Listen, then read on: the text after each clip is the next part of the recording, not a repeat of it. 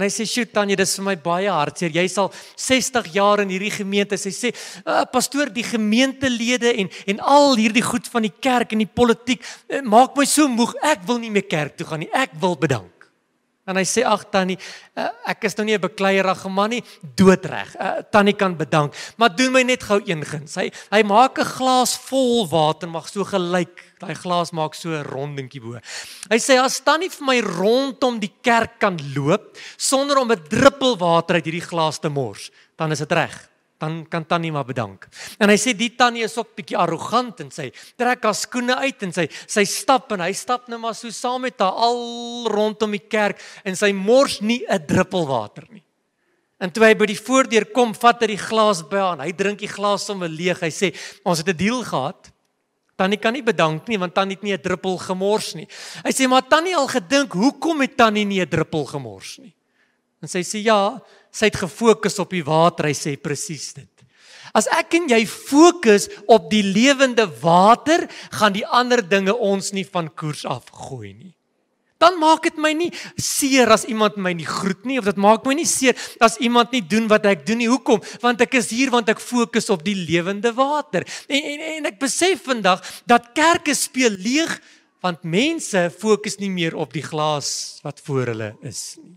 En wanneer ons op die lewende water fokus, dan gaan hierdie ander goed nie vir ons saak maak nie, want ons weet hoekom is ons hier by mekaar. Iemand het eendag gesê, as dit nie was vir die storm buite die ark nie, sou niemand in die ark gebly het nie. Ons kan dit van die kerk ook sê. As dit nie was vir die chaos en vir die storms wat daar buite aangaan nie, sou die kerk heeltemal leeg gewees het. Maar die kerk is nog steeds vandag in 2025 die hoop vir 'n verlore gaande wêreld. As jy nie kerk toe kom nie, waar gaan jy anders te hoop kry? Waar gaan jy anders gaan jy moed kry en krag kry om aan te gaan? En dan kom hierdie man met hierdie videoetjie wat hy stuur en hy maak 'n baie mooi vergelyking en ek wil dit vanaand gou met jou deel. Hy sê, hy het vir jare voordat hy vir die kerk gewerk het hy vir groot kettingwinkels bemarking gedoen. Hy sê wat slim is van 'n kettingwinkel is dat hulle heeltyd, altyd gedurende enige seisoen nuwe produkte adverteer om mense te trek. Ek dink jy weet waarvan ek praat. Hy sê en wanneer hulle nie nuwe produkte het nie, dan het hulle promosies en uitverkoping. Ek sien daar op my eetkamer is hordes van hierdie klein checkers goedjies. Het julle dit al gesien wat hulle nou so saam met die goedjies sit? Want ons moet op 'n manier moet ons tog jou net trek dat jy dit nie by Pick n Pay gaan koop nie, maar dat jy by Checkers koop en hulle die hele tyd promosies en ek het al gewonder hoeveel keer in 'n jaar verjaar Checkers. Want dis elke tweede week is daar 'n advertensie van Checkers vir jaar en dan kry jy promosies.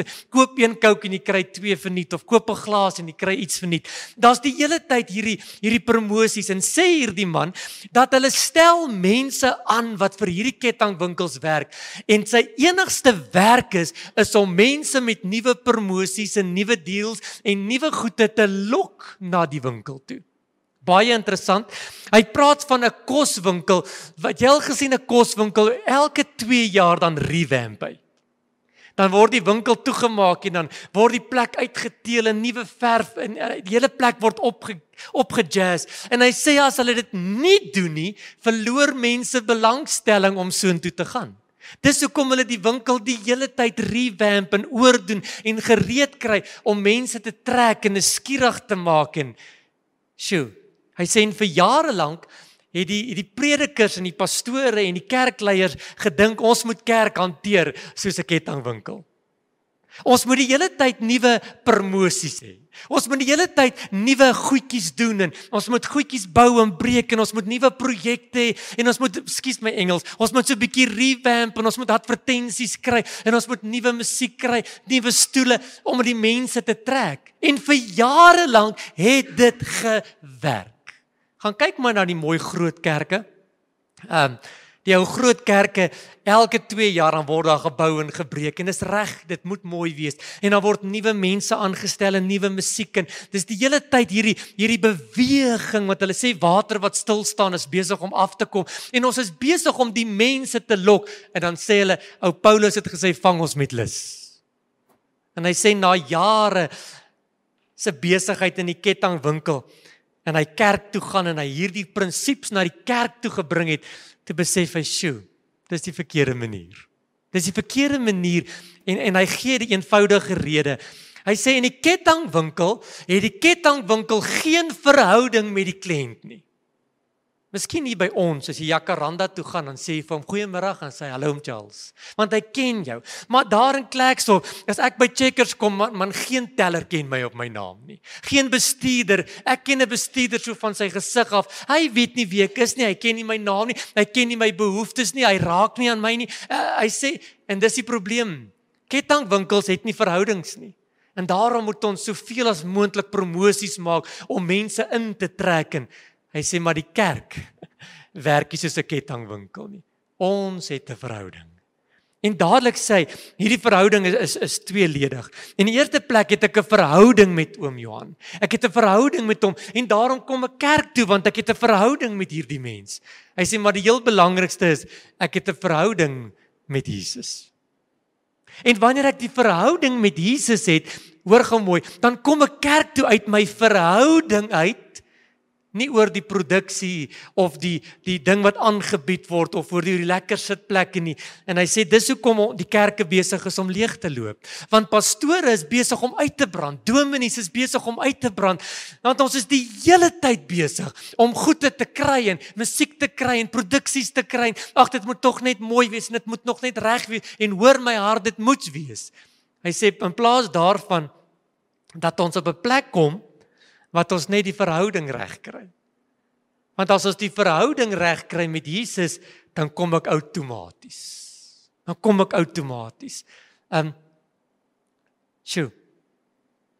So 3 weke terug, vra ek 'n jong pastoortjie wat nou net klaar geleer het, help my bietjie man, ek wil bietjie jong mense na ons kerk toe lok. Ek sê ek is bekommerd, ek wil jong mense lok. En hy antwoord my en ek was nogal bietjie vies, want hy het my nie vreeslike raad gegee nie. Hy het gesê, dit gaan oor verhouding. En ek dink, ai man, jy het geswat en jy het geleer en jy moet my mos nou sulke hoop raad gee. En ek kom by die huis en ek is omgekrap, want hy moes my nou 'n 10-punt plan gegee het. En toe ek hierdie videoetjie kyk, toe sê ek, sjoe, ek moet hom eintlik bel en sê sorry. Dit gaan toe nie oor die gebou of oor die matte of oor, dit gaan oor die verhouding.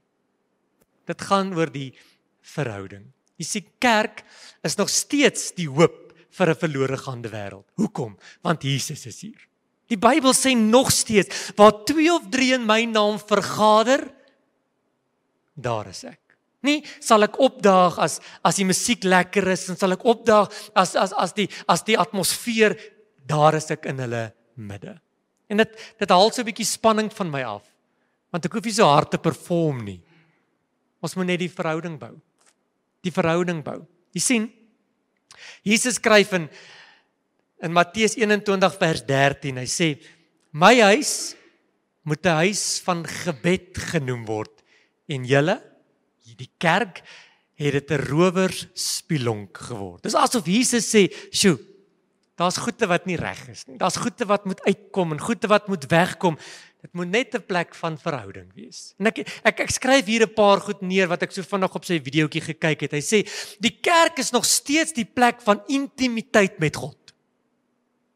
Dit is nog steeds die plek waar ek verhouding bou. Jy hoor gou my hart. Jy kan nie dieselfde intimiteit by die huis hê as wat hier tussen gelowiges het nie. En as jy hier tussen gelowiges die intimiteit onder die knie het, dan kan jy dit outomaties by die huis doen.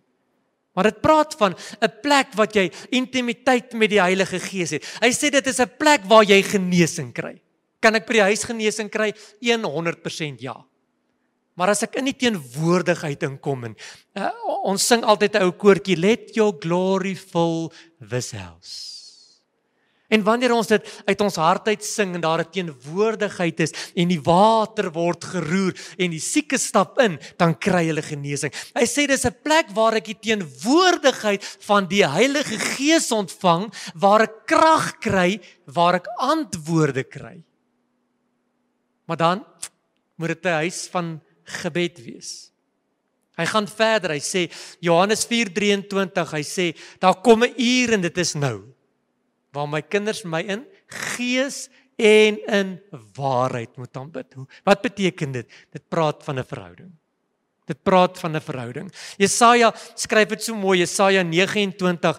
Hy sê, hierdie volk aanbid my met hulle lippe, maar hulle harte is ver van my. En terwyl ek besig is om ons jaartema bymekaar te maak en ek bietjie vas alles bymekaar kry, toe sien ek, sjoe, ons het mooi preke gehad hierdie jaar. Vergeet dat ek het gepreek het. Ons het gepreek oor die vrees van die Here. Ons het gepreek oor om nie 'n lui Christen te wees nie. Ons het gepreek van om nie op te hou nie en om aan te hou en ons het baie dinge hanteer. Maar jy kan net 'n perd na die water toe bring, maar jy kan hom nie help water drink nie.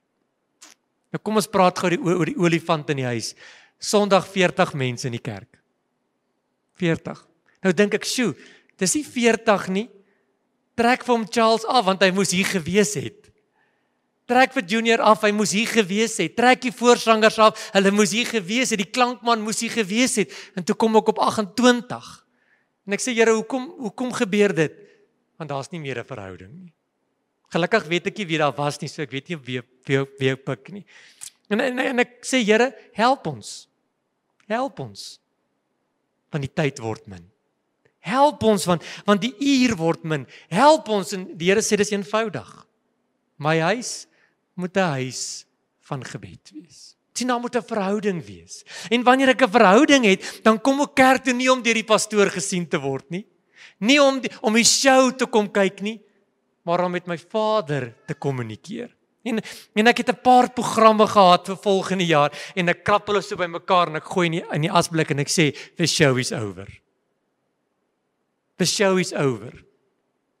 2026 gaan 'n jaar wees wat AGS Hartbeesfontein gaan kerk toe kom, want ons het 'n verhouding met Jesus. Jy sê jy beklei vir die verkeerde mense, jy ken my te sleg, ek beklei nie. Ek wil jou aanmoedig. Ek wil jou aanmoedig om nie kerk te mis nie, want dit gaan oor 'n verhouding. Gaan jy huil toe as jy nie kerk toe kom nie? Verseker nie. Gaan jy uitmis? 100% ja. Ek luister, as Eelde so in die aand in die bed klim, ek hou niks van Facebook nie, maar as hy die Facebook aansit, dan wil ek ook maar so oor as cover kyk, en daarom ook net so, daarom bietjie weet. Ek sien so 'n ou videoetjie, jy het dit dalk ook gesien, van 'n pastoor wat een Sondagoggend opstaan en hy's kwaad en hy die mense wat rondloop, sy gaan sit en hy beklei met die kinders en hy sê, ek het 45 ure 'n preek voorberei en jy kan nie eers sit om daarna te luister nie. En ek dink hy's arrogant. En toe ek stil raak, toe dink ek, sjoe, die Here doen moeite om Sondag hier te wees. Hy doen moeite om hier te wees. Hy doen moeite om hier te wees. Al wat ek en jy moet doen is om op te daag. Let your glory fill this house. Weet jy waaroor gaan dit? Oor 'n verhouding. Met die pastoor, toe nou nogal nie. Want daar's 'n groot kans dat ek dit nie eers gaan maak nie. Hoor my hart vanaand. Die pad na die hemel toe is baie smal en die wat daarop loop is min. En ek begeer dit en ek probeer met alles in my vermoë om reg te leef. Maar die verhouding met my gaan jou nie help nie. Jou 10de wat jy Sondag betaal, dankie, dit gaan jou nie help nie. Jou verhouding met die Here. En dit haal so 'n bietjie spanning van my rug af. Want ek het gewonder, hoe gaan ek die kerk vol kry as ek nie hier is nie? Eenvoudig, ons kry 'n verhouding met Jesus. Hoor jy my hart vanaand? En ek het, toe ek hierdie videoetjie slaag gekyk het, hierdie videoetjie, toe kry ek 5 punte en ek is trots op my 5 punte, maar ek het iets geleer. Ek het iets geleer. En ek wil jou vanaand uitnooi en ek wil jou aanmoedig. Moenie jou verhouding laat skade ly nie. Moenie jou verhouding laat skade ly nie.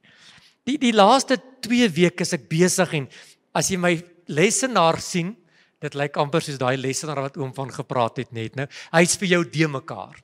Die klein studeerkamertjie wat ek het, loop jy so om by die tafel te kom, want ek is besig, ek soek 'n nuwe reeks, en ek het die Onse Vader halfpad uitgewerk, en ek het daar gestop, en ek was besig met die wapenrusting, maar niks voel reg nie, en ek sê, Here, hoekom kry ek nie 'n reeks nie, en die Here sê, want ons moet bid.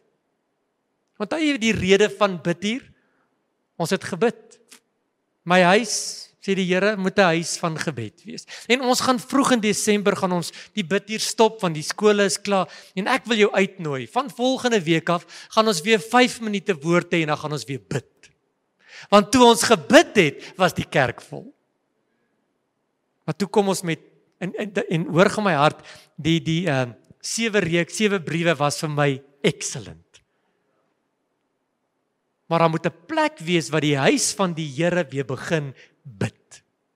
Ek het so rukkie terug vir die voorsangers gesê, as jy in die bidkamer kom, groet en dan begin jy bid vir die diens. Begin bid, want elke bietjie gebed help. En weet jy hoe kry jy 'n verhouding? Jy spandeer tyd. Hoe spandeer jy tyd?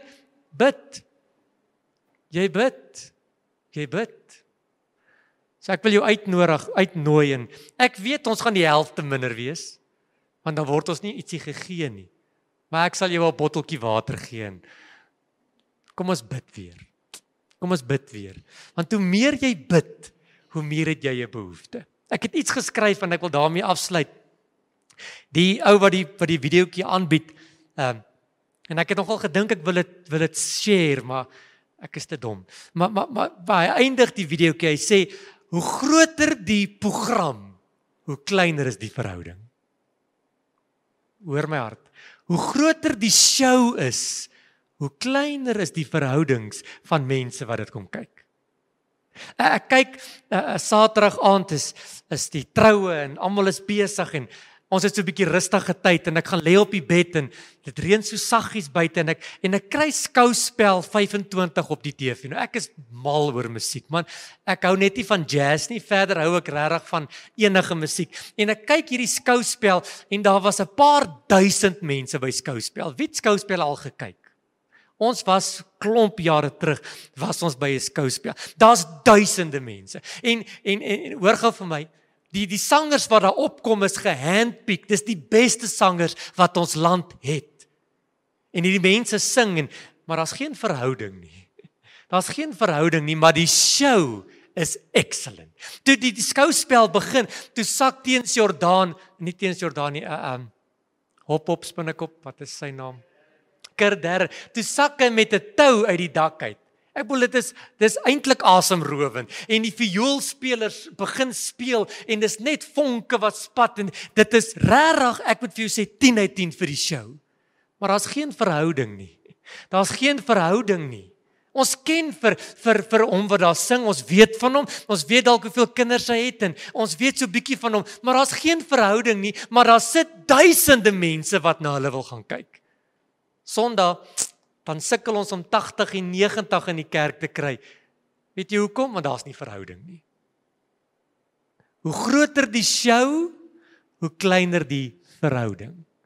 Want as die show groot is, dan kan ek opdaag en ek kan sit en ek kan enjoy en ek kan ontvang en dit is lekker. Maar as die show klein is, dan moet my verhouding groot wees. Want dan moet ek saam wees, dan moet ek sing en ek moet deelneem sodat ek iets uit hierdie uit kan kry. Vir jou goeie nuus, die show is over. Ek het vir jou nog goeie nuus. Ons gaan 'n verhouding bou in hierdie nuwe jaar. Pastoor, hoekom wag ons vir die nuwe jaar? Almal is moeg en almal gaan op vakansie en my nuwe jaar tema gaan eenvoudig net verhouding wees. Ons gaan verhouding bou met mekaar en met Jesus. Hoe gaan ons jong mense trek? Eenvoudig. Daai jong pastoortjie was reg. Verhouding. Kom ons sluit ons oë. Here, dankie dat ek Jesus kan ken. Here, dankie dat ek 'n verhouding met U kan hê. En miskien sit ons vanaand hier en sê, "Sjoe, Here, ek het nie daai verhouding nie. Ek het nie daardie begeerte nie." Dan wil ek hê, Here, dat U dit by ons sal kom aanwakker soos nog nooit van tevore nie. Here, skep in ons 'n begeerte, skep in ons 'n behoefte om Jesus beter te leer ken. Here, terwyl ek hierdie preek voorberei, dan dink ek aan my eie kinders. Wanneer hulle so vir 'n week weg is en ek weet Vrydag kom hulle huis toe, dan wil ek amper by die hek gaan staan en gaan wag dat hulle moet huis toe kom en ek dink dit is hoe Jesus maak. Hy staan Sondag gereed op die stoep en dan sê hy, o my kinders, kom net na my huis toe, kom net na my huis toe, kom net na my huis toe, want hier gaan ons die Here aanbid, hier gaan ons die Vader se naam groot maak, hier gaan ons lof en eer aan ons koning bring, hier gaan ons sing en ons gaan na die woord luister. En Here, ek sien hier die prentjie van die Vader wat sê, kom net, ek wil met jou 'n verhouding bou. En Here, mag ons 'n kerk wees in Hartbeesfontein wat gekenmerk gaan word deur die verhouding wat sy lidmate met Jesus het. Ja, ons wil mooi gras hê, ons wil 'n mooi gebou hê en dit moet excellent wees. Here, maar hierdie goed tel nie. Ons wil 'n verhouding bou met Jesus. En Here, dankie dat dit by ons klein groepie kan begin. En as dit gaan aansteeklik raak vir 'n kerk en vir 'n dorp daar buite. En Here, ek bid dat die strome sal inkom van mense wat sê, ons wil Jesus beter leer ken. Here, dankie dat ons nou kan huis toe gaan. En Here, dankie dat ons iets gehoor het uit die hartkamers van God uit. En Here, help ons om dit ons eie te maak. In Jesus se wonderlike naam. Amen en amen.